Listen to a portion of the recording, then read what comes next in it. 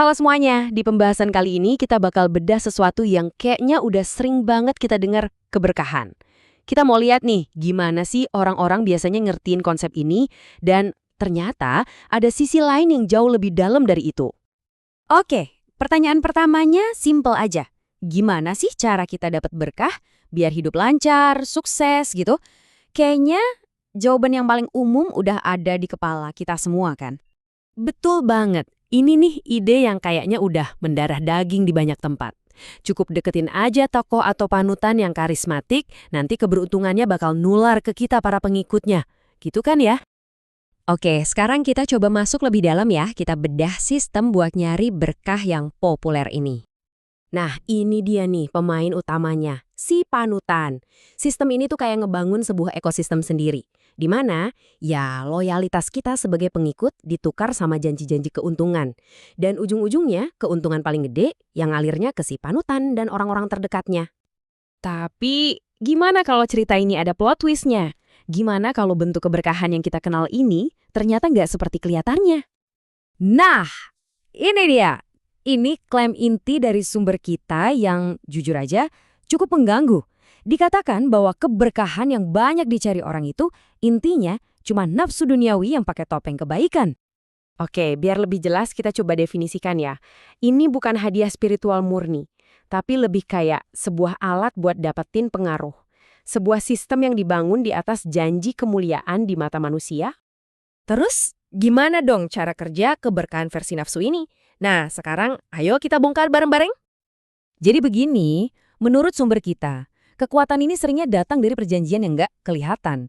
Antara si pemimpin dengan, katakanlah, entitas spiritual, roh nenek moyang misalnya. Entitas ini ngebantuin manusia, tapi tujuannya ya buat keuntungan mereka sendiri di alamnya. Caranya, yaitu dengan nyetir manusia buat ngelakuin hal-hal yang mereka anggap baik, padahal ada agenda tersembunyi. Dan sistem ini ternyata punya dua muka. Ada yang disebut aliran putih, yang kedoknya ibadah, kemanusiaan, pokoknya yang baik-baik lah. Terus ada juga aliran hitam, yang pakai kedok tradisi, adat, menghormati alam. Kelihatannya beda kan? Tapi isinya gimana? Nah, ini dia intinya. Walaupun dari luar kelihatannya beda banget, dua-duanya ini berjalan di atas prinsip yang sama. Prinsip yang secara fundamental salah. Kesalahan paling mendasarnya tuh di sini. Sistem ini nganggep kalau mulia di hadapan manusia itu sama artinya dengan mulia di hadapan Tuhan. Wah, ini bahaya banget. Ini kayak menukar sesuatu yang abadi dengan yang sementara. Oke, kita udah bahas masalahnya panjang lebar. Sekarang, gimana solusinya? Nah, sumber kita ini nawarin jalan lain, sebuah alternatif. Dan ini dia alternatifnya, keberkahan versi fitrah. Ini konsep tentang berkah yang benar-benar asli, yang otentik. Berkah ini nggak dicari dari luar, nggak diminta dari seorang panutan. Justru sebaliknya, berkah ini ditemukan dan dibangkitkan dari dalam diri kita sendiri. Jalan ini tuh ibarat perjalanan ke dalam diri. Langkah pertama, kita harus sadar dulu. Sadar kalau berkah sejati itu sumbernya dari dalam, bukan dari orang lain.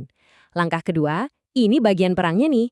Kita harus mastiin kalau fitrah kita, sisi baik alami kita, itu lebih dominan dari nafsu. Dan langkah ketiga, ya, kita harus menang mutlak dalam perang batin itu. Nah, ini targetnya.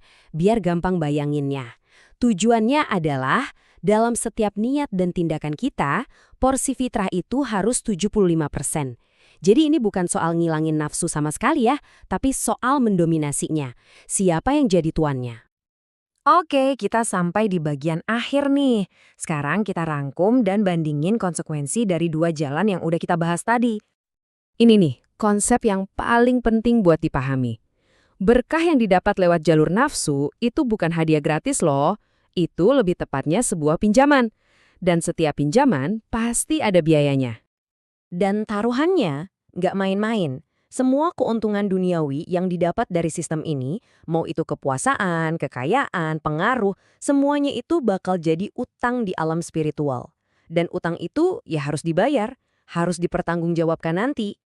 Nah, ini dia perbandingan head-to-head-nya biar jelas. Yang satu sumbernya dari luar, dari orang lain.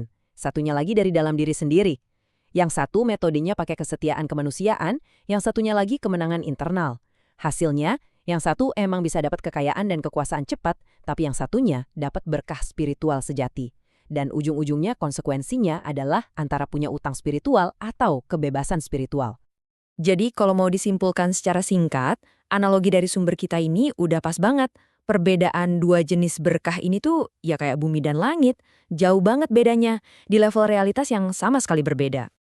Dan kita tutup pembahasan ini dengan sebuah pertanyaan buat kita renungkan bareng-bareng. Setelah kita lihat kedua jalan ini, plus minusnya, konsekuensinya, pertanyaannya kembali ke kita. Jalan mana yang sebenarnya membawa kita ke kebebasan spiritual yang sejati? Jawabannya, cuma kita sendiri yang bisa temukan.